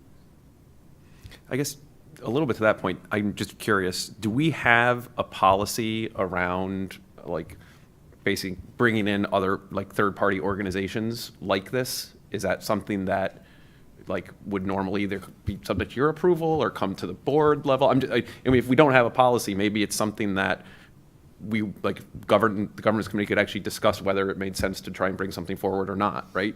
Because I think depending on the organization, it could be something that, you know, I see the very good intent here, and Katrina's point, I think, is a really good one. But you could also see a situation where, like, obviously, you know, several parents were upset, and people had some real concerns. I had several people reach out separately in addition to some of the emails that we received as a board. So I do think it might be worth just discussing, like, if we want to try and if we don't have one, which I guess we don't, right? Yeah. Do we want to discuss crafting a policy around, you know, bringing in third-party organizations and kind of medical communications and things like that? Just because it's definitely So, yeah, up to this point, it's been, you know, through really the district cabinet folks, right? So if it's a curriculum-related presenter, then Dr. Krenti and I would be meeting with them or whatever it is. Something like this, as I mentioned, Janet did include me in the conversation and, you know, got my blessing prior to going forward. So, I mean, that's what has been, but certainly we can talk about it, sure. Yeah. And the other thing I would say is, and maybe this is just something that we can, not even policy related, but maybe like some of these things can get communicated to the board before they kind of go live, just so people are aware, might be helpful. So, any other comments, questions? Okay. Erica? I just wanted to say, not having a high schooler, I find this hard because I don't have context to put it in of all of the other emails that age group, the parents receive. And so it's hard for me to say, oh, this seemed like, you know, unusual in any way, or is this a part of what you normally see at the high school? So I guess in that context, I would just want to understand, you know, if there have been situations similar to this, and do we hear that there's alarming situations? I don't know. I guess this is the first of this kind where we got this kind of feedback on something that was an effort to, you know, from Janet to try to do something good for our students, and I don't know. I'm not.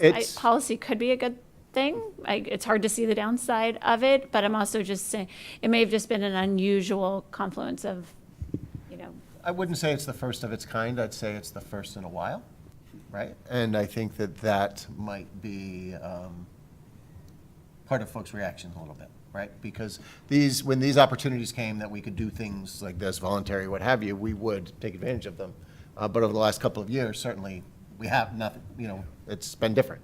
So, you know, as we get back into whether it's having speakers or doing things like this, or, you know, for instance, learning schools would do physicals in the building, line up kids, have doctors here do the physicals for all the kids so that for sports or whatever for the year ahead. That's we haven't done that in a while. I don't know that we will, but, you know, those kinds, so their health-related things through schools are pretty common because this is where the kids are, this is where the families are. There are even, I mean, there's a push right now, I don't think it won't find its way to New Canaan, but around full-service community health centers in high schools, where you literally, there are dentists, there are other things, and they're in the schools to provide services for families and kids because they're there, right? You bring the health services where the kids are. So schools always have a role to play in sort of the community health of their kids and their staff and the, you know, the community at large.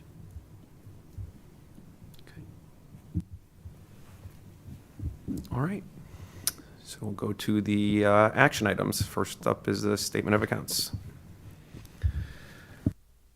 Head over to Mr. O'Keefe. Good evening, everybody.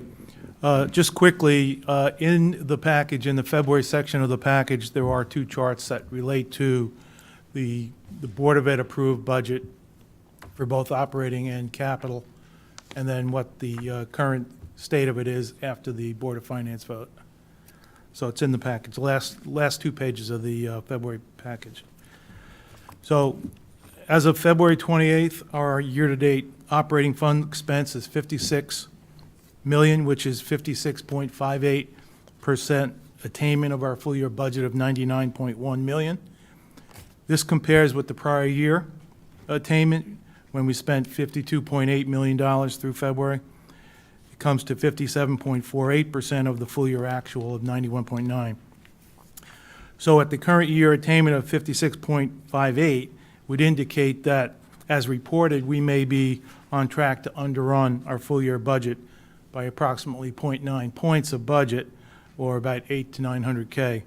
However, there's two anomalies in the numbers in both years that need to be adjusted in order to get a more accurate view of the year-to-year attainment of budgets. First, and I mentioned this one before, the employee benefits year-to-year attainment of budget indicates we're running about 7.8 points higher than the prior year, which was at 65.11%. This is due to the timing difference related to the 3 ISF budget transfers totaling $1.57 million that were made last year but not reflected until the June 22 actuals. So if we normalize for this timing difference, our year-to-year attainment for February 22 would increase to 65.03, which would put it in line year-to-year with where we are today for full year 23. The second adjustment needed is related to transportation. Normally, we receive 2 billings from DATCO, large billings from DATCO, one in October and one in February, and we do that to secure an additional 1% discount off of our daily rate. The February billing has not yet been received as of February 28th, so the February 23 actuals are artificially low and would need to be adjusted to get a normalized view of the year-to-year attainment of budget. Taking both of those adjustments into account, our current year attainment would be 56.46% of budget compared to the prior year, 56.48. So we're basically running about 0.2 points lower on our attainment this year than last year, which is good news. So bottom line, it indicates that we're continuing to be on track to closing the year at or close to budget. Long-winded way of saying that. The second item in the February package is the January reforecast I was alluded to earlier. So each year during the annual budget process, we review all of our accounts as of November 30th, and we rebalance based on a projected year-end view with no impact bottom line. So as a result, there are many increases and decreases by account, and as typically occurs, will have an overall impact on the major object codes, which requires Board of Ed approval. So in this year's January reforecast, 3 of the major object codes increased by a net amount of $639,000 result, and the other five major object codes decreased, corresponding by a net of $639,000, again resulting in a zero impact bottom line. The detail is provided on page 7 in the package, and they have been reviewed by the Board of Ed Resource Committee last Thursday. So you can see there are a number of items on page 7 that show you what the differences are. I'll take any questions as it relates to February and the reforecast. Phil? Did DATCO send the bill in March, or we? March. Okay. Yeah. Oh, well. Bob? That's addressed already. We get the 1%? Yes, we always get the 1%. All right, cool. And the other thing is, on the reforecasted numbers, are those the numbers that are in the projected columns in the budget book? Yes, Okay. exactly.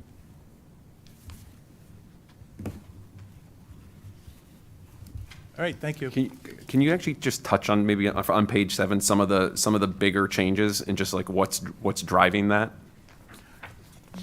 Like, for example, obviously certified teacher salaries is.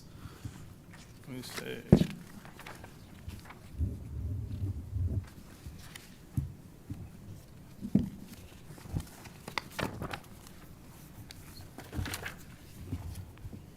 Why don't I start at the top? Property services are increasing overall by 409,000. And a couple of big ticket items there. Project work in facilities is typically a place where if there is a net balance, we would put that balance into that project work.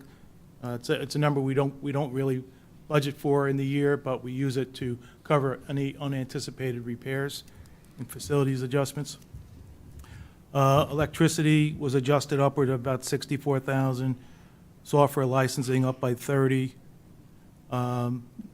Heating fuel by 70.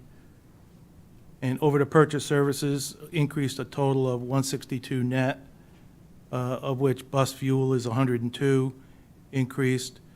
The fuel overage reimbursement correspondingly down by 25. Gas fuel up 44,000. Athletic transportation, because they're using more coach buses, up 30,000.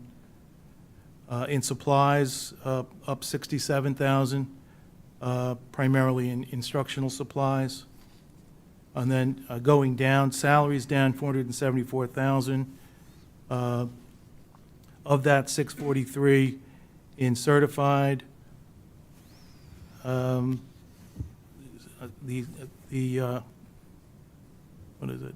Salary adjustments down 302. The salary adjustment line is where we plan for budget increases that have not yet closed in bargaining units. The LOA, leave of absence adjustment, up by 90. So I say these are net adjustments. Some are up, some are down. But overall, salaries down 474. Benefits down 45,000, made up of reduced number of tuition reimbursement and 15,000 down in workers' comp. Contracted services down about 80,000. And the biggest one there is interns, a reduction of 129. Now, is that because we couldn't find them? Yes. Yeah. Exactly. Okay. Equipment overall down 31,000. And then the other categories down net of about $8,000 or $9,000. So a lot of adjustments and a lot of lines. Yep, and you can get more granular if you look through the statement itself. So if you look Exactly. through, starting, say, page 3, you can look through total transfers, and you can see, there's reduction in the regular ed, but then there's an increase in the special education, and between the salary line, to really dig into the objects, you want to go through those individual lines. So and you can see how money gets rebalanced across based on, the need and as we implement the budget. So I'm actually curious if, just because we've gotten the question, I think both at the Board of Ed level and then from the Board of Finance and Town Council, just around like the enrollment variability adjustment. Is any of that being driven in these numbers? Or I'm just curious. So those enrollment variability adjustments that were in this year's budget were all used. we needed them to hit the numbers that we were aiming for at the elementary level, specifically, in that first grade and kindergarten, what have you, so. Mhm. So that, yeah, they're in the teaching. It's positions. definitely part of the number. In the certified number, the enrollment variability adjustment accounts for a decrease of about 140. Okay. So what was the big driver then? I guess I'm on page 3, the more detailed of like, so 1.2 million in regular education. So that's going to be some turnover, that's going to be some resignations that we didn't anticipate. There were a few mid-year resignations that we didn't anticipate, or, that were for one reason or another. When we have long-term leaves, the person who goes into that spot starts off being paid out of the substitute line until we're no longer paying the individual who's on that long-term leave, whatever it is, and then that moves over into the salary line. So if you do that a couple of times, it can be a pretty significant delta as the year goes on. It could be a $40,000, $50,000 saving per person, and we've got a couple of those. There've been more long-term leaves than I think previously this year. Yeah, we had anticipated. Those kinds of things. Okay. All right. Any other questions? All right. Can I get a motion to approve the transfers as listed in the February 2023 Statement of Accounts? Brendan, second. Hugo, all in favor? It's unanimous. And on to the policy updates. All right. And as the board is aware, our policies are 2 readings every time, so this is a first read, and then we will revisit them again at the next meeting. And if board would like to talk about them more in committee prior to that, and there's not a meeting scheduled, we could always wait until a future Board of Ed meeting for that second reading so that we have an opportunity to discuss. These updates are mostly driven by changes in statute. And the first one, and we just went in order of what was in the folder, is 5350, physical examinations and immunizations. There's, as I believe the board is well aware, there was a change in the law around immunizations and eligibility for exemption. And so the policy was adjusted to reflect that change in the law. As you can see, the stricken language and then replaced with the student submitting a valid religious exemption to the district prior to midnight, fixed that. On April 27th, the effective date of PA 21-6, and was enrolled in school K-12 before the law's effective date. That language comes directly from the statute. And again, Janet is kindly here if anyone has any questions specifically. The governance committee did meet with Janet and Jay Egan actually and reviewed the legislative changes here, recommendations from CABE and from Shipman and Goodwin, and that's what's reflected here.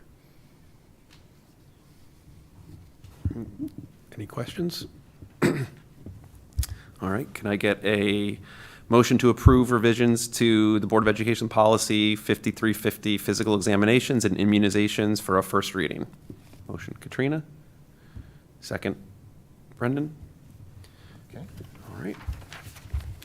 The next, and hopefully they're in order for you, is 5440, transportation of students in emergency situations. And when this policy was originally adopted in '93, the expectation was that staff would be assigned to accompany students if they were transported in emergency situations. Now, given the speed of communications, we are generally able to connect with parents and others through cell phones, texts, other things.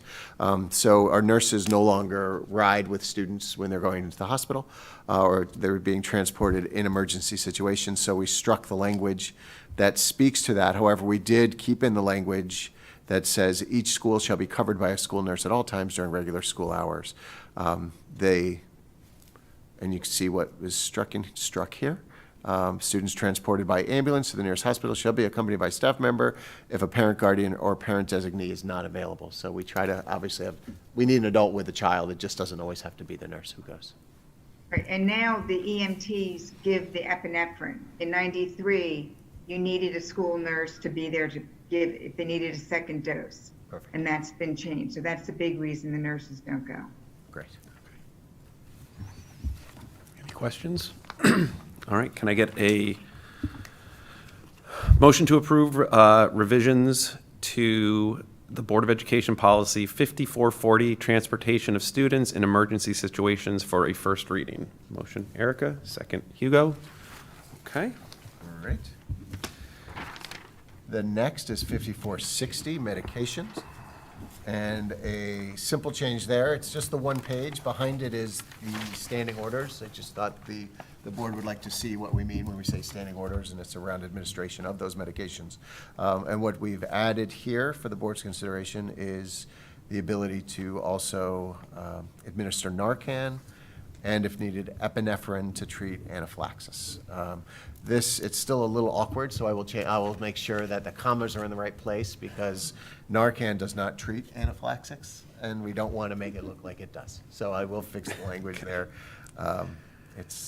These are all in PDF, and editing them is my Just for everyone, personal challenge. the change is highlighted in yellow. It's a little, doesn't pop off on every copy, just in case.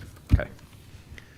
We have standing orders for Narcan and epinephrine, and believe that both of them are important tools for us, for our kids, and community at large. Does anyone have any questions? All right. I just have one quick one. Yep, Brendan. Narcan's the brand name, right? I believe so. Okay, so we should just Yes. use whatever the Is it? medicine is. Naloxone. Yeah, naloxone. It's naloxone is the trade name. That, If okay, it's generic. so Goes we'll generic. change it in there to be naloxone, got it. You really want to challenge my editing skills with PDFs.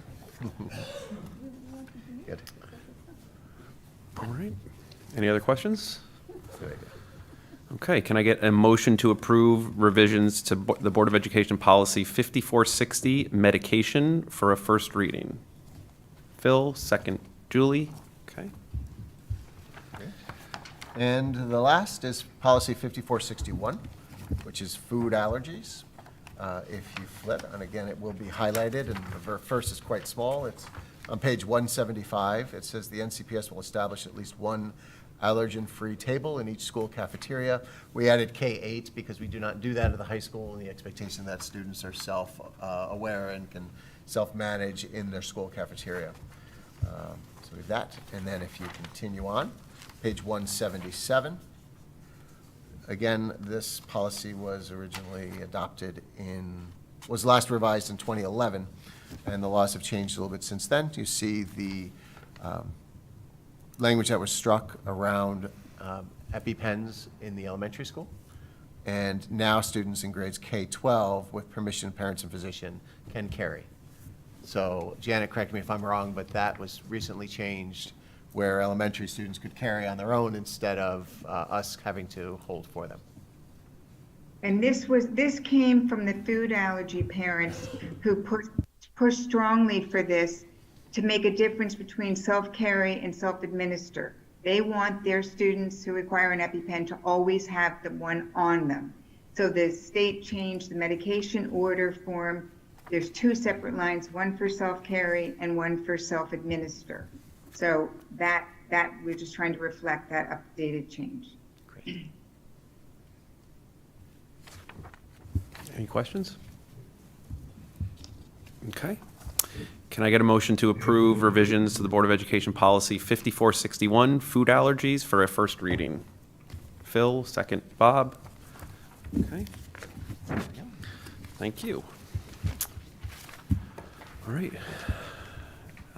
Go to comments from the public. Not seeing anyone, we'll go. Yeah. Announcements and future business. Sure. Just to, again, remind the Board of Ed that, and the community, that tomorrow night, there's a town council meeting to continue discussion of our budget. That meeting starts at 7 o'clock on the agenda that I saw. I will double check that, and if it's anything different, I will let you know. The And again, we'll get the questions, the responses to the questions to the board prior to that. Also, the scheduling for the portrait of graduate work that we've been discussing. We've identified 3 dates for us beginning in April, and then May, 2 in May. And in conversation with, and I sent those dates out to the board just today. Certainly let me know. Well, let me know if it's a problem and we'll figure it out. It's the best we can do. But in conversation with the facilitator from Battelle, I asked her about time of day and what seemed best. And feedback really was that 6 o'clock seems to be a popular time that works well for folks. But, you know, I want to make sure that we can have as many people participate as possible. So, At night, right? What's that? At night? Yeah, PM. Yeah. We'd have fun at 6 a.m. It'd just be a couple of us. But yeah, 6 p.m. The first meeting's 2.5 hours long, and then the next 2, you need about 2 hours. And then the fourth meeting, we'll do the 3 and then get a sense, and that may actually be scheduled in the fall as almost like a wrap-up and kickoff as you go into the new school year, depending upon how things work out. But if 6 o'clock works for the board, then we'll go forward with that if that gives you enough time to make that schedule. Seems good to me. Does anyone have potential issues? Okay, all right. Great, we'll have snacks. Perfect. And the So- other thing on the portrait of the graduate, just while you're there, so I think I'd encourage everyone to, the link that you sent for the Friday update has the form for potential invitees. So I would just encourage people to submit names through that link so that we can, and I think, then I'd probably suggest that maybe like the executive committee discuss with you prior to kind of just going through and seeing how many potential names we have. I know you had thoughts around, you know, a healthy amount of kind of teachers and administrators and others too. So hopefully. We have a good number of high school students as well. Great. Yeah, so our numbers right now are up around mid-60s, I think, or so, with the names that are there. And that doesn't include the 15 of us here and some others. So it's an excellent base. But Yep. yeah, definitely, please do that. And I think that certainly by the end of the week is a good target to get the invites out so people can hold those dates. Okay. Because the first one is when we return from spring break on that Tuesday. Okay. So I think that's a good time for folks. So, and Monday, do we have a board meeting Monday night? I don't think so, but still gives everyone a day to settle and then get back in. So, yeah, so if you could do that in the next day or two, just to finish those off. And, you know, it's probably, for what it's worth, maybe you don't need to ask them first before you put their names on there. You know, we will send invites that go out to everybody, you know, as determined by the executive committee. So don't feel the need to have a back and forth with the people. It's just more of a brainstorm thing. And then if they can make it, great. And if they can't, great. And if we have 50 people that all sort of bring the same perspective to the table, then they may not all get invited. You know, so we've just got to sort that piece out too. Okay? Great. Great. Thank you. All right. Can I get a motion to adjourn? Brendan, second. Julie, all in favor? It's unanimous. Thank you. Great.